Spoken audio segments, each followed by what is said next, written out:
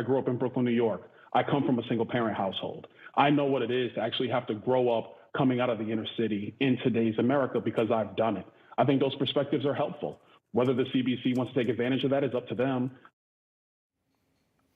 A CNN anchor appearing to defend a decision by the Congressional Black Caucus to deny entry to Congressman Byron Donalds. But Congressman Donalds firing back. Listen.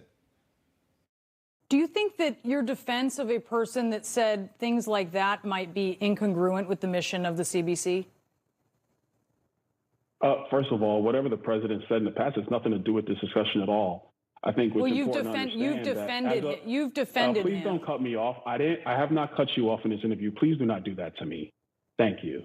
As a black man in America, I'm allowed to have my own thoughts on who I choose to support and who I choose not to support.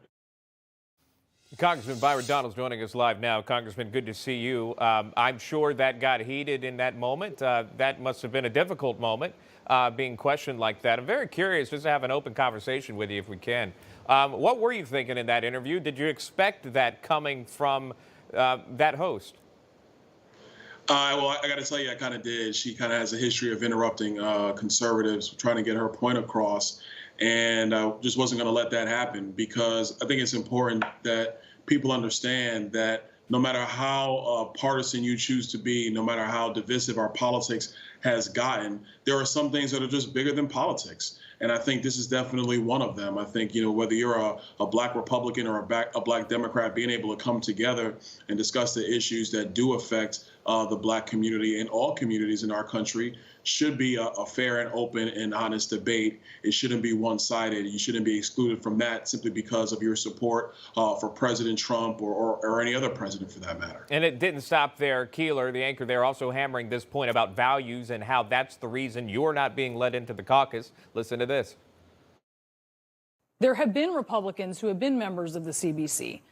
There have been people with very, when it comes to traditional Republican fiscal conservative views and a lot of traditional Republican views, they have been allowed in the CBC. And forgive me, but it seems like Keilar is schooling you on the CBC. Is that offensive in any way?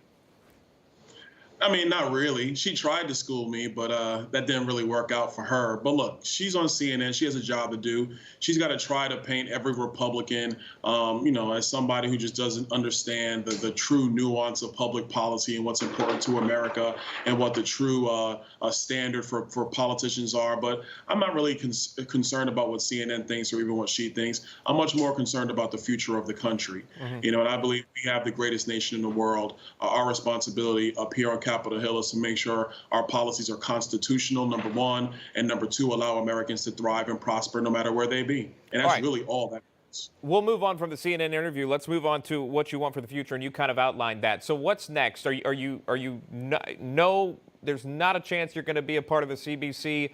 What's next for you? Well, I mean, look, being a part of the CBC is just a part. If that doesn't follow through, I'm still going to continue the job that I told my constituents I would do. Number one, stand for the Constitution of our United States. Number two, make sure we actually have sound economic and spending policies coming out of the nation's capital. So whether you want to talk about entitlements, immigration, spending overall, those are the things that I'm going to be working on and advocating for, big tech reform, things of that nature, because our future is bright as long as we have policies that make sense and work for everybody. And if you try to have a slighted policy agenda that only focuses on a certain few, that's not going to work for our country. Has anyone stood up for you on this from where your standpoint? Because there are a lot of just common sense thinking that says we're missing open conversations. It's not happening anymore. If your opinion doesn't agree with this opinion, then you're cut off. We're not even going to listen to you. We're not even going to let you be a part of this group. Is anyone coming to your aid? No, not really. But I mean, look, I'm not really too concerned about that. I'm a big guy. I could take care of myself. I think that what's important is that you have members of Congress, whether it's myself or anybody else, that are not afraid to stand up, and actually speak plainly to these things when they think something wrong is going on. That's what I do. I know there's a lot of members that do that. And so it's not really about other people standing up for me. It's about making sure I have the necessary courage and the fortitude to stand up and say the right thing and stand up for what's right. All right. Well, you certainly did that in that interview there, and we all watched it. We appreciate your time for talking to us today. And Congressman Byron Donalds, thank you so much. Hey, I'm Rob Finnerty. Thanks for watching. If you enjoyed this video, please join the conversation in the comments below. Don't forget to subscribe, too. Hit the bell icon to be alerted to breaking news. And remember, there's a whole lot more on Newsmax TV, America's fastest growing cable news network. Newsmax TV, we're real news for real people.